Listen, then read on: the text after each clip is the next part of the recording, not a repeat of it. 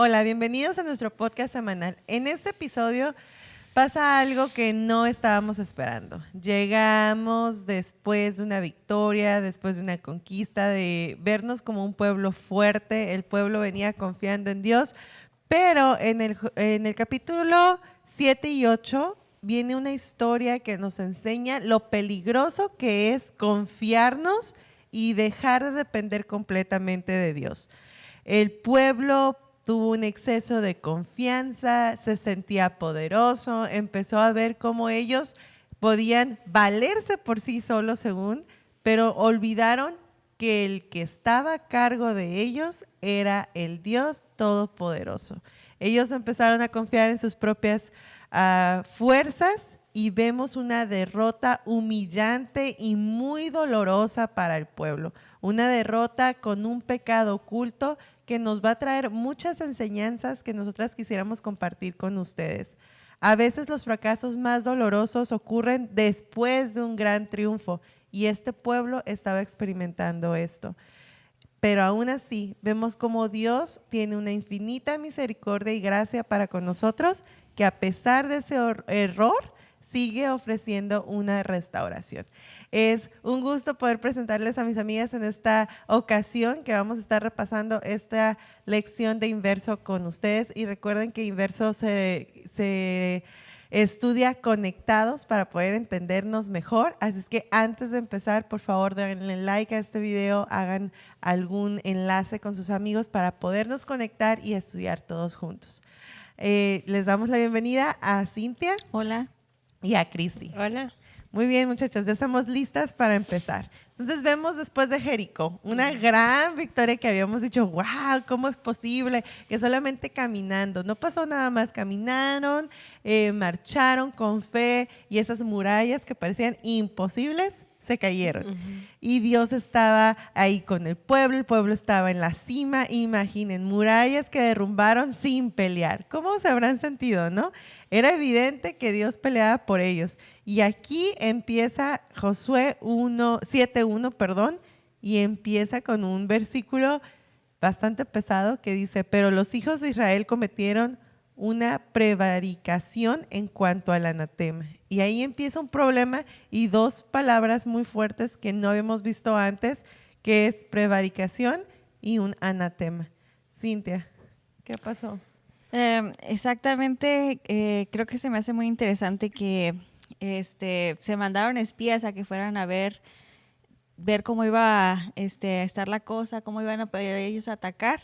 Y al ver los espías, el pueblo que iban a ir en contra de, dijeron, no, pues está muy fácil, nada más hay que llevar como unos 300 hombres y tenemos la batalla asegurada.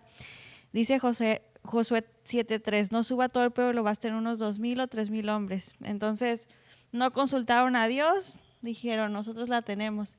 Y se me hace muy interesante todo esto porque en esta semana pude ver lo contrario a esto. Aquí ellos venían de una victoria asegurada y Dios les había dicho que ellos iban a conquistar toda esta tierra. Pero se les hizo fácil y dijeron, pues hay que seguir adelante con esto porque pues Dios dijo que íbamos a tener ya toda esta tierra, así es que hay que seguir con las guerras, seguir tomando nuestro territorio y como este pueblo está fácil, llevamos nada más a 3,000 hombres. Pero en esta semana estaba estudiando sobre David y él ya se le había prometido ser rey de Israel. Pero cuando llegó el momento en que él tomara el reino, él ahí decidió orar a Dios y decir, ¿ya puedo ser rey o no? Y Dios le dijo, no, todavía no, vete nada más a este pueblito y ya después veremos, ¿no? Pero todavía no, pero ya se le había dado la promesa. Pero, espero. Ajá, exactamente. Y aquí todo lo contrario. O sea, ya ellos ya tenían la promesa de Dios. Pero qué tan importante es para nosotros, aunque ya tengamos esa promesa, consultar a Dios, consultarnos, no confiarnos. Aunque ya vengamos de una victoria, debemos de consultar a Dios. No dejémoslo de lado. Y es triste porque pues esa desconfianza, ahora sí que desconfianza de Dios, pues causó la pérdida de 36 hombres que digamos, pues para una guerra, pues digamos ahorita las guerras que hay en el mundo, 36 pues no será mucho, pero veamos al pueblo de Israel, ellos no habían perdido a nadie, porque Dios consideraba a cada uno, así como fueran, importantes porque eran su pueblo escogido. Y aunque fueran, digamos, de las otras naciones, como lo hemos estado hablando antes, si había uno, como lo vimos con Rahab la vez pasada, que se arrepintiera, Dios decía, tú eres mío y vente, vente aquí a mi pueblo, a donde está la seguridad. Entonces, para Dios, esa pérdida de 36 hombres, tal vez inocentes, tal vez que no sabían ni a qué se enfrentaban, pues fue devastadora, porque pues cada uno tenía familias. Pero aquí, como lo venimos mencionando, se confiaron. Me llama la atención que cuando miraron la batalla muy, muy pesada como para Jericó, ahora sí hay que santificarnos, vamos a hacer todo lo que Dios diga. Ayuno y oración. Ayuno y oración, pero la vieron facilita y vamos a nada más hacer las cosas y ya. Entonces me impresiona también el versículo que viene después de que pasa esta mortandad, que va Josué y le dice, Dios mío, pues ¿qué pasó? O sea, estábamos también tú y yo, o sea, éramos amigos, tú me hablaste, dijiste que esto iba a pasar. Y pues Dios le dice, ¿sabes qué? Pues sí, digamos que no pecaste en ir a investigar la tierra, pero pecaste en no consultarme a mí antes de empezar. Y fue un impacto emocional, porque lo decías, Cristi, estas personas pues eran parte de una familia que ya venía evolucionando con ellos, que estaban creciendo juntos, tanto en la fe como ahí mismo tenían amigos, tenían familiares, tal vez un grupo pequeño, y lo podemos poner ahora, o sea, ¿cuántas veces nos pasa a nosotros también? Y decimos, ya la hicimos, o en la iglesia. Si tiembla un martes, que esperamos que no tiemble ningún martes, el miércoles está llena la iglesia. Y decimos, no, es que vamos a orar, vamos a pedirle a Dios, el viernes no está programado un ayuno y oración, porque Dios va a estar con nosotros, y el sábado a reventar.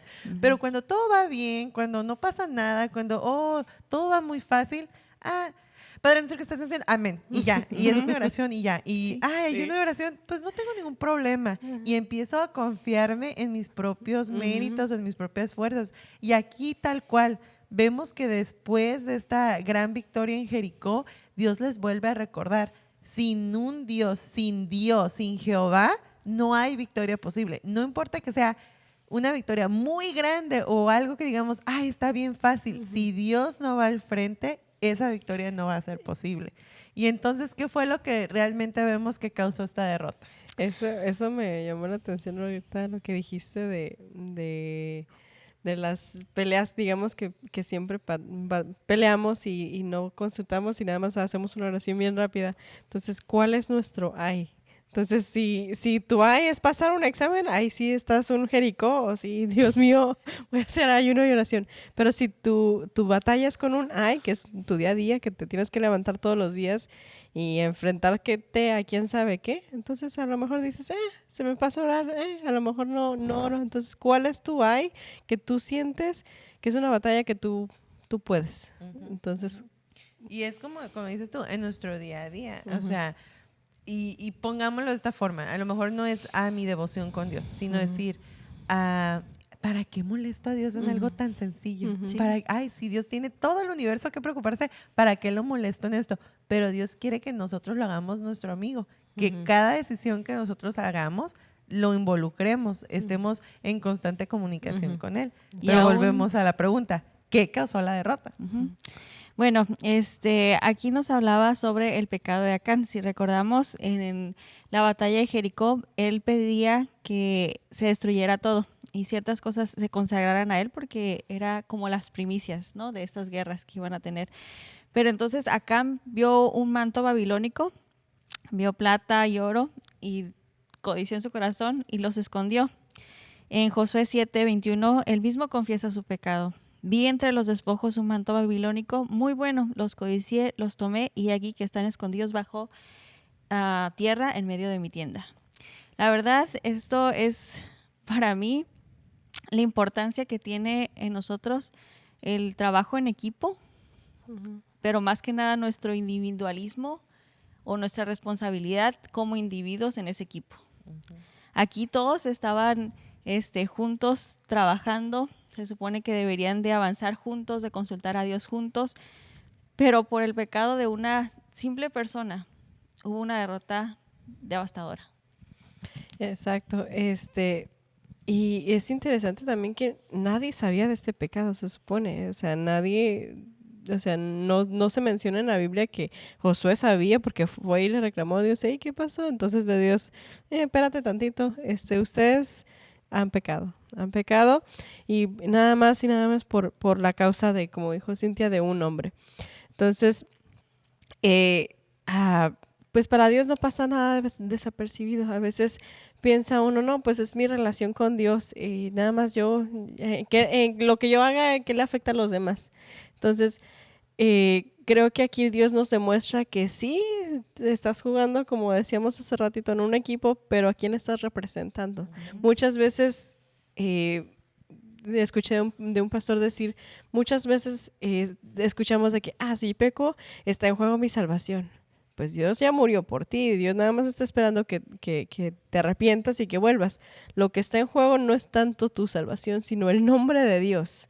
Entonces ahí el nombre de Dios estaba siendo en juego porque Dios les había dado un mandato a seguir porque era importante para él y era importante que en su pueblo no hubiera avaricia, no hubiera el querer desear otras cosas que no fueran nada más que su Dios y su humildad hacia él. Entonces, pues para mí eso fue impactante, de que nadie más sabía, pero como dice el versículo en Hebreos 14:13, no hay nada cosa creada que no sea manifiesta en su presencia, antes bien todas las cosas están desnudas y abiertas a los ojos de aquel quien tenemos que dar cuenta. Entonces, pues Dios lo sabe todo y el pecado de uno, como aquí lo vemos, afecta a toda la demás familia. Sí, Josué 7:11 dice, Israel pecó. Dios no dijo, Acán pecó, dijo, Israel pecó. Así de tanto afecta el pecado individual a nosotros como familia, a lo colectivo. Estamos trabajando todos juntos, somos una familia. Y como individuos tenemos una responsabilidad. Y Dios nos hace responsables a nosotros como individuos, pero también afecta a todos los que nos rodean. Es lo triste que debemos de comprender que para que nuestro equipo, para que nuestra familia avance, tenga esas victorias en Jesús, tenemos responsabilidad propia individual de consultar a Dios, de seguir sus ordenanzas, de seguir lo que Él nos dice y no aguardar en nuestro corazón nada que nos separe de Él. Exacto. Sí, y también hacer una reflexión, ¿no? O sea, si vemos que algunos de nuestros hermanos, algunos de nuestros familiares está cayendo, y sí nos damos cuenta, porque aquí con acá nadie se dio cuenta, pero nosotros, en nuestra familia, si vemos que alguien está batallando, poder ser esa mano, ¿en qué te ayudo? Oramos juntos, porque esa persona es parte de mi familia. Sí. Y esto me hace pensar en esto espiritual como una red.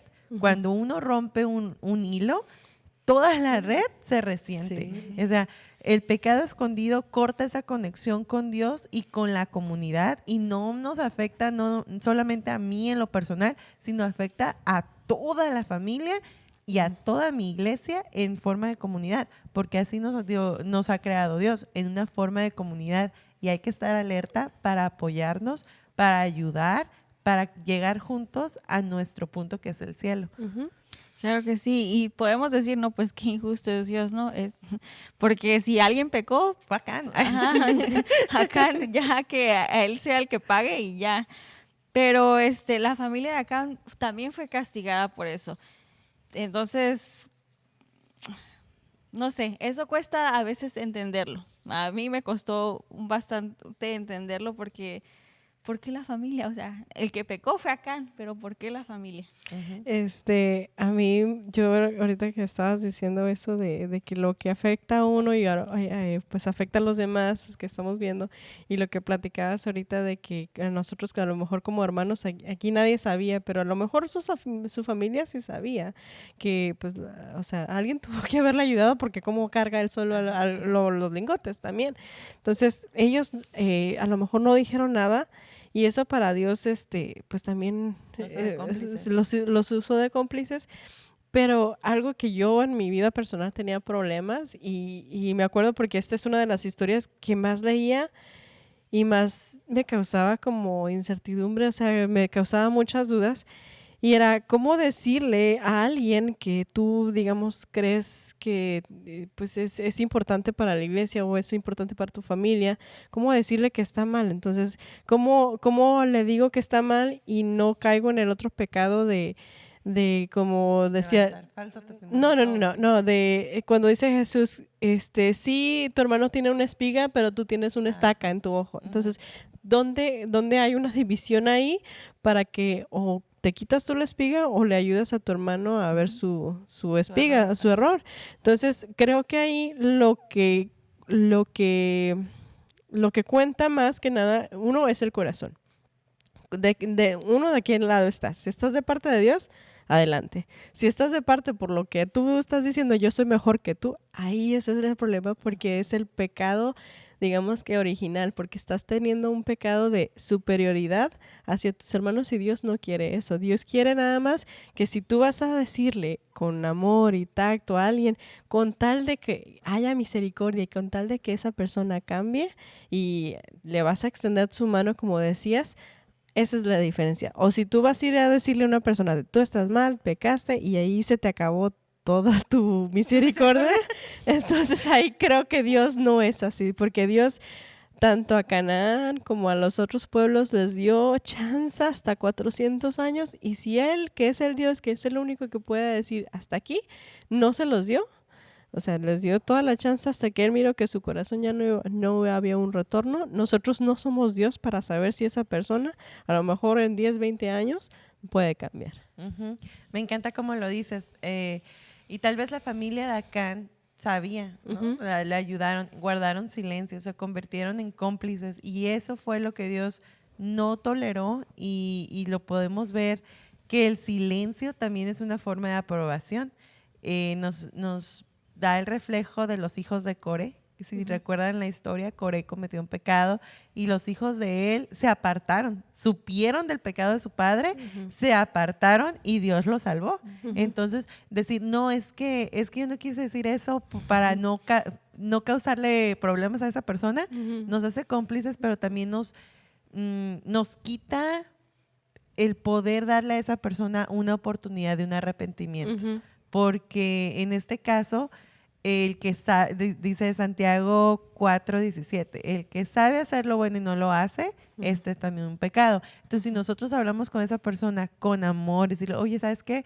Pues siento que estamos haciendo esto, que tal vez con oración, tal vez ocupas ayuda o alguna forma en que nosotros podemos ser empáticos con la persona y ayudarles a salir de ese problema, les estamos dando esa restauración y esa misericordia que Dios quiere que nosotros hagamos. Pero como dices, Cristi, si decimos, no, tú estás pecando, y yo no soy así, o sea, te voy a acusar con la junta de iglesia, o con el pastor, o con tu familia, o lo que sea. Entonces, eso no es estar en una restauración. Eso no es llevar a esa persona a los pies de Cristo, decir, vamos a empezar de cero, sino siempre hay una oportunidad de romper el ciclo. Siempre hay una oportunidad de demostrar a la otra persona que Dios es un Padre amoroso, un Padre que nos salva, pero tenemos que romper esas cadenas del pecado. Claro que sí. Muchas veces no es fácil, porque muchas veces somos los únicos que nos toca decir que no, cuando todos los demás dicen sí. Hay que ser valientes en las situaciones que nos enfrentan. Acá, los hijos de Core, aunque era su papá, ellos decidieron no ser parte de. Más sin embargo, la familia de Acán fue todo lo contrario. Entonces, tristemente, muchas veces nos dejamos llevar por cosas que, pues es que es mi familia, o es que son los hermanos de la iglesia, y pues cómo. Pero hay que ser valientes, hay que tomarnos de la mano de Dios y cuando nos toque decir no, cuando nos toque poner un alto, que sea para arrepentimiento, como decías, Gaby, tú, que sea para la honra y gloria de Dios. Ujú. Exacto, y me encanta porque pues lo muestra en esta historia que Dios no estaba buscando una perfección. Dios ya sabía que el pueblo de Israel ya iba a pecar, o sea, Él ya lo daba por hecho. Lo que Dios estaba buscando era un arrepentimiento, que todo el pueblo se humillara ante Dios y dijera solamente tú eres nuestro Dios. Y para mí algo que yo decía de niña cuando leía esta historia era de decir, qué gacho Dios, o sea, yo sinceramente por eso digamos pequé, ¿no? Qué gacho Dios, o sea, lo mató. Entonces, Así nada más, de la nada. de la nada nomás. Y todavía Coré, bien, bien lindo, baila, dice sí. Yo agarré el lingote y el manto, que estaba bien bonito, pero yo lo agarré. Digo, Todavía Acán fue sincero. sí, fue sincero acá, ¿no? O sea, porque Dios hizo eso. Pero ahora que veo la historia, digamos que con otros ojos, digo, pues Dios sí le dio chance de arrepentirse. Ujú. Y no era necesario que Dios fuera de familia por familia por familia hasta llegar hasta donde él estaba, Sí. porque Dios Dios ya lo había visto, la familia ya lo había visto. Y creo que la historia hubiera sido diferente si él hubiera dicho, ¿saben qué? Yo pequé. Dios nos dijo que si estábamos con él, creo que había un versículo en Josué 6:18, en cuanto a ustedes, cuídense de no tomar ni tocar nada de lo que hay en la ciudad y el Señor ha consagrado a la destrucción, pues de lo contrario pondrán bajo maldición al campamento de Israel. Entonces, él sabía que si él hacía algo, iba a poner en juego la seguridad de todo su pueblo. Y es interesante porque, pues, aún así, él sabiendo eso, dejó llevar por sus ojos y todavía cometiendo ese pecado, en lugar de arrepentirse, lo escondió. Entonces creo que ahí es donde dice Dios, es que no, o sea, te di toda la chance del mundo, pero lo que tú hiciste va a afectar a todo el pueblo y no quiero que eso pase. Quiero que todo el pueblo sea un pueblo que se arrepienta. Y Dios no hace nada sin antes darnos una advertencia, ¿no? Sí. Hay un dicho muy famoso, bajo advertencia no hay engaño. Ellos ya sabían y aún así Dios no fue y dijo, no, tú ya sabías, vámonos, ya, desapareces de mi vista. Sí. No, le dio oportunidad. Sí. Y ahora llegamos a un punto muy importante porque nosotros tenemos como una lista, ¿no? De pecados muy que Dios no va a perdonar. No, tú robas a alguien y, uy, no, ese es un 8. Pero tú hablas mal de una persona, pues ese es un 2. Depende de quién, ¿no? ¿Se lo merecía o no? Y vemos a la codicia o a la avaricia como un pecado muy mínimo. Eso será, yo creo que un 1. Deseas lo que alguien más tiene. Pues no es tan feo como robar, no es tan feo como matar, no es tan feo como esto.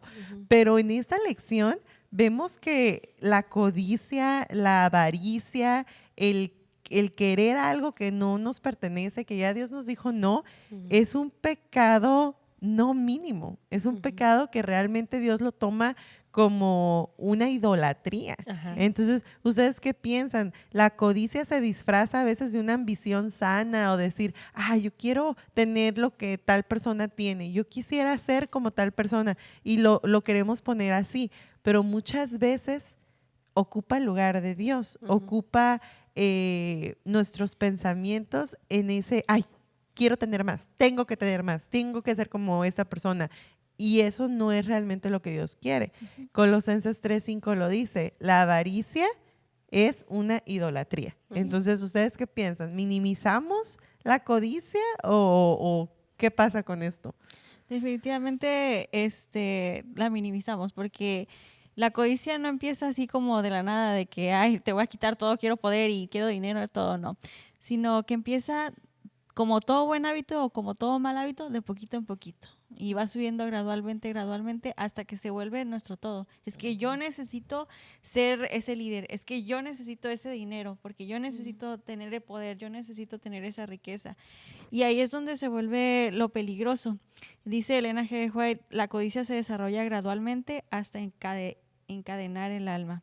Y eso mismo pasó con Acán, no fue algo de la noche a la mañana, sino que ya había empezado gradualmente y llegó a tal punto de que ya no pudo decir ya no, sino que voy y agarro y aunque se me dio la advertencia, yo lo quiero, es para mí, yo lo necesito.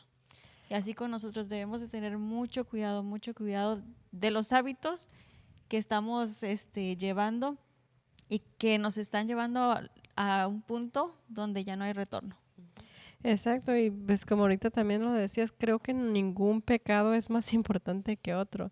A veces como tú decías, vemos de matar, no te acerques con él, no, ese es un pecado ya imperdonable, o sea, y Dios no lo pone así, Dios pone desde el principio al que transgrede el sábado también le importa lo mismo que alguien que haya matado, lo mismo que alguien haya codiciado.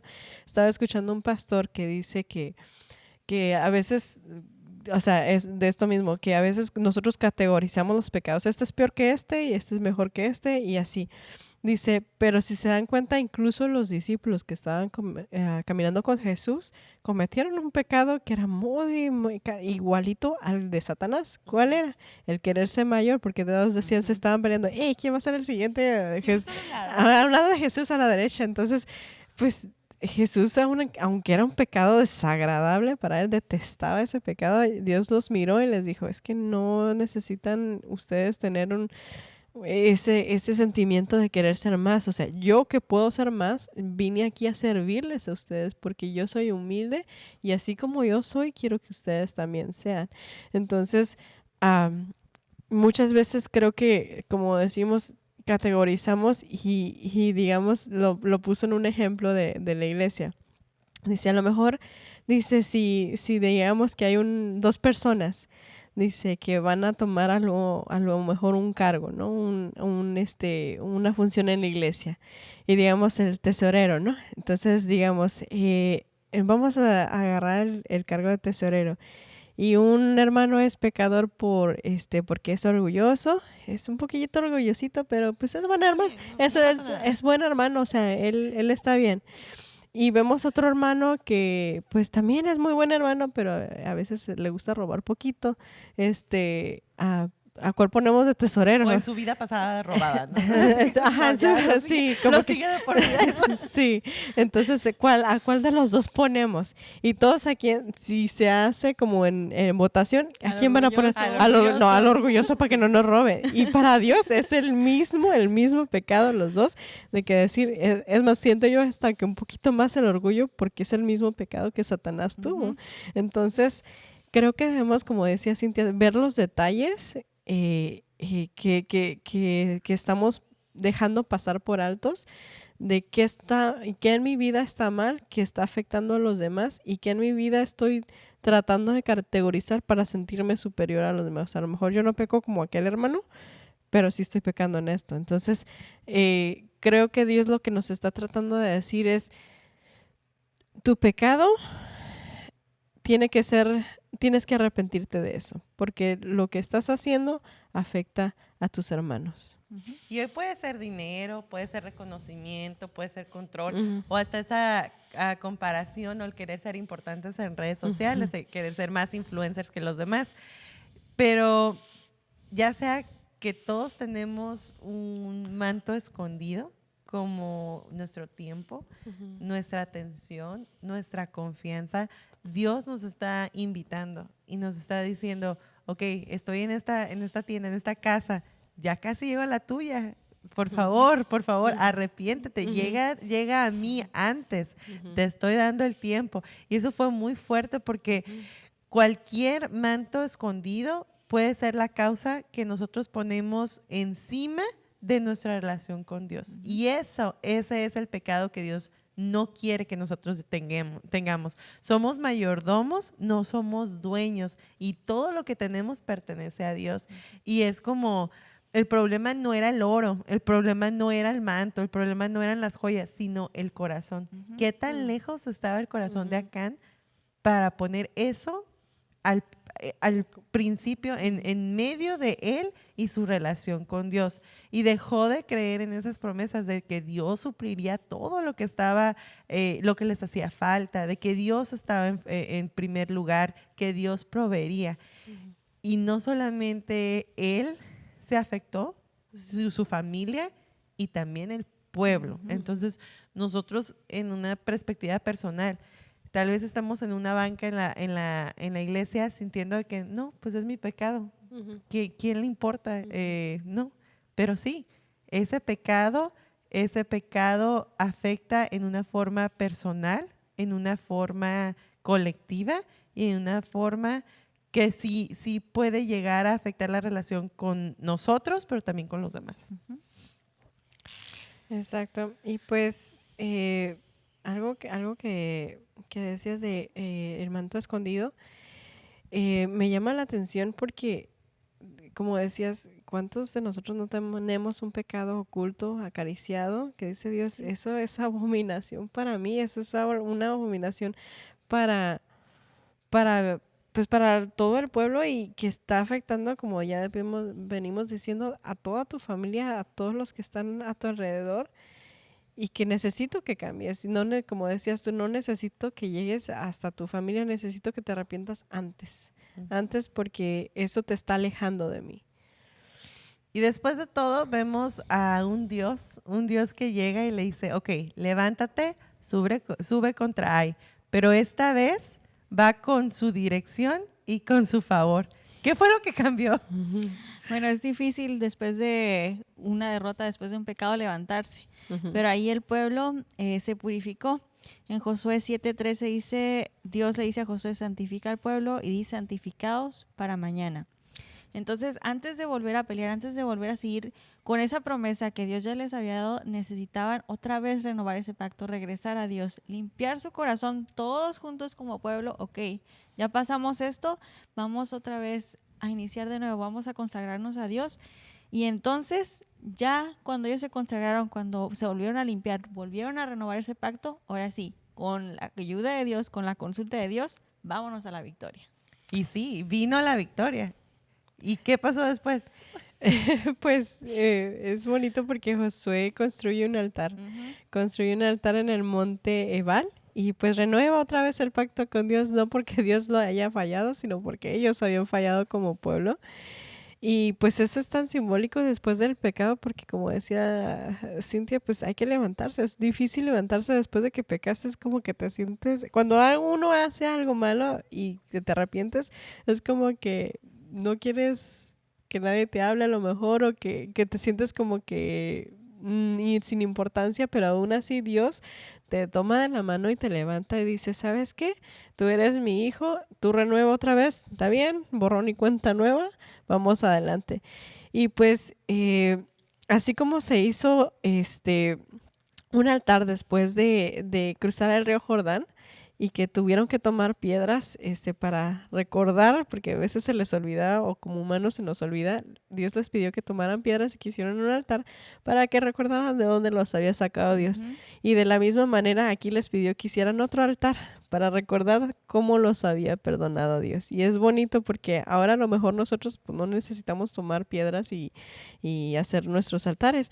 Pero digo, de la manera que a veces nosotros recordamos las cosas es a veces una foto o a veces cosas, un diario que hacemos. Entonces, ¿por qué no usar eso que tenemos ahora como nuestro altar? ¿De dónde me sacó Dios? Una cosa que yo he visto que se puede hacer a veces cuando me pasa algo que digo, esto es difícil. Veo un versículo que para mí marca no sé, ese punto decisivo donde Dios me dice, no te he dejado, y para mí esa es mi piedra. Ese versículo que me recuerda, si este Dios que está conmigo me sacó de aquí, porque este versículo me recuerda dónde estuve, también me puede sacar en el futuro. Y es lo mismo que Dios nos está tratando de decir.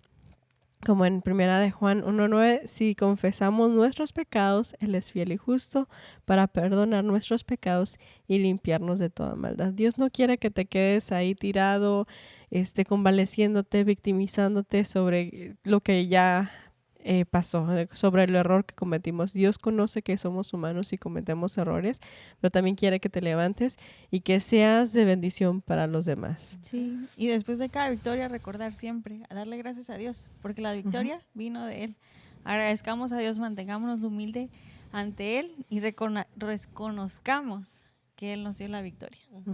Y todos tenemos o hemos tenido un Jericó donde tengamos una victoria y decimos, ay, no fue más que Dios, solo fue el poder de Dios. Pero también todos hemos tenido un ay y hemos estado, pero ese examen, ese trabajo, ese problema era tan fácil, ¿cómo fue que lo perdió? ¿Cómo fue que se hizo un drama tan grande si era solamente una conversación sencilla?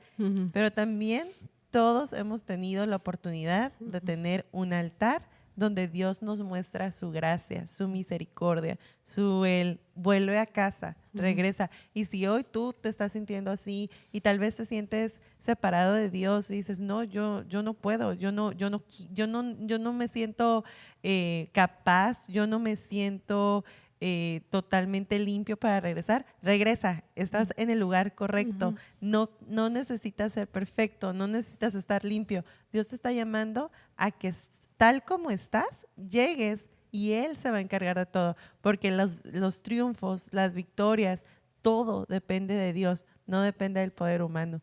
Y hemos llegado al final, pero antes de cerrar, me gustaría escuchar frases de esta semana. ¿Con qué se quedan ustedes?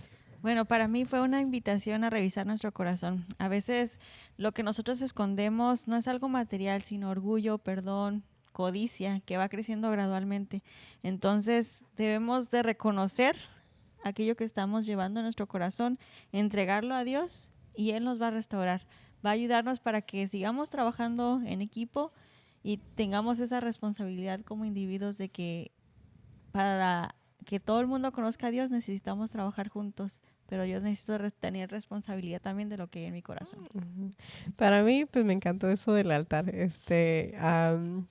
Aunque ya hemos caído, Dios siempre nos espera con una nueva oportunidad. Y no nada más aplica para mí. Creo que ese es el problema conmigo, de que, sí, tú lo mencionabas en otras semanas.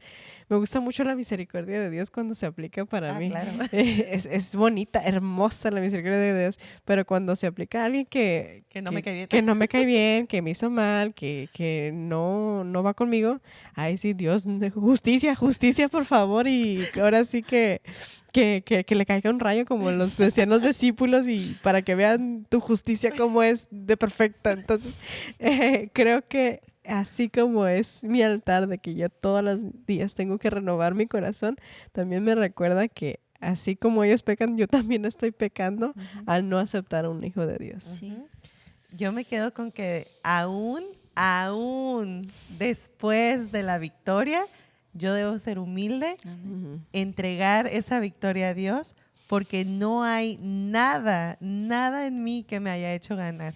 Entonces, no olvidarme de quién dio esa victoria para poder seguir adelante. Y muchas gracias, chicos, por compartir este episodio, por abrir su corazón, por poder estar conectados en esta lección.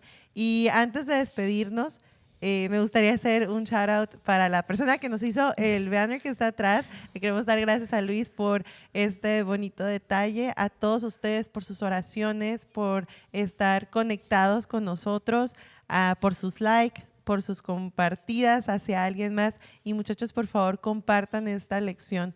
Podemos llegar a hablar de Jesús, de esta esperanza, de un Jesús que murió, resucitó y está pronto a venir, pero necesitamos la ayuda de ustedes para que sigan compartiendo este mensaje para todos aquellos que todavía no lo conocen. Muchas gracias, muchachas, por haber estado conmigo en esta ocasión y recordemos, la victoria no está en lo que nosotros hagamos, sí está en aquel que nos la prometió. Amén. Muchas gracias, muchachos. Nos vemos la próxima semana. Bye. Bye.